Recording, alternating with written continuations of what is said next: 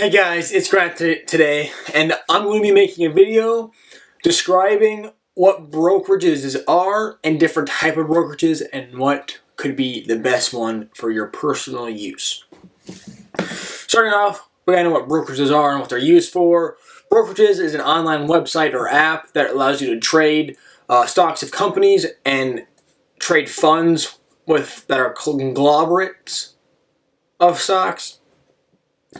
And by doing that on the brokerages, it allows you to do it online in a remote location instead of having to travel to the stock exchange locations, whether it be Chicago, the main New York Stock Exchange, which is the #1 biggest in the world, hosted by the U.S., as we do have the biggest economy. Also, there's a ton of them, other ones around the world, stock exchanges. However, I'm just using the New York one as a reference. And so by using the brokerages, you're able to interact with them remotely. The second thing is that when choosing brokerages, you have to look at their pros and cons. Good or bad things about them is that they might have fees or no fees, depending on what actions you want to take. No fees is obviously best. You don't want to have to pay for any extra trading or advice. However, some do. And so looking at whether you're spending a lot on buying margin, margin is pretty much a loan you borrow from the brokerage to increase your investment. Could be risky because you can lose your money just as fast. However, margin is a way you could have to pay fees. Also, you could pay fees for buying stocks and trading the ETFs, which is the conglomerate of stocks again.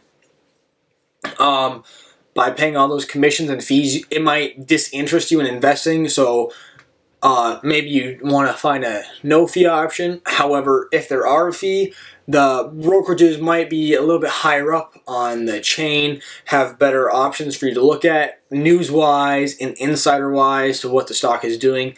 It might be able to help you with investing later on. However, a lot of the fees are being cut back as most of the profitability from the brokerages comes from borrowing for margin. And so as the fees get cut back, it's a lot of brokers are relatively fee-free. And lastly, if you're going to use a brokerage to trade and manage your stocks on a daily basis, you're obviously going to want it easy to look at and easy to navigate.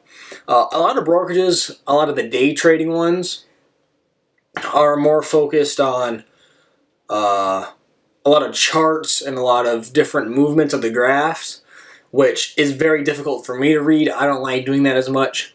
However, there are other platforms that make it really easy to lay out, and you can pick the stocks and looking them up really easily, so there's no confusion. Trying to find which stocks have that user ability or accessibility that's really easy is really important when finding brokerages to use. Now I gave you a few of the major points that you want to look for in brokerages.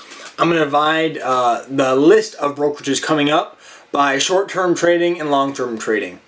I chose the short-term trading ones that have more options for the short term, including higher margins and no rate fees. And I chose the longer term ones that were a little bit harder to use, but could be a lot more beneficial if you're looking for retirement investing or just very long-term investing to begin with. So starting with the short-term investing brokerage, I'm going to say Robinhood. Robinhood has some great advantages. One thing that has an actual bank account and a debit card where you don't even need to go to any local banks or big-time banks such as Wells Fargo or Affinity, as you can use Robinhood for a bank account right away. It has margin for you to use up to 2 times of your balance in your account. You can trade all cryptocurrencies, and it has a very easy layout to use. I've used this for about the past 2 years, and I'd give it about a 4 out of 5. The next brokerage is called Webull.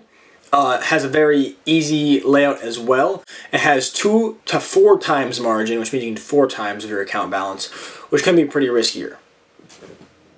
It has a lot more in-depth charts, and it has options for paper trading.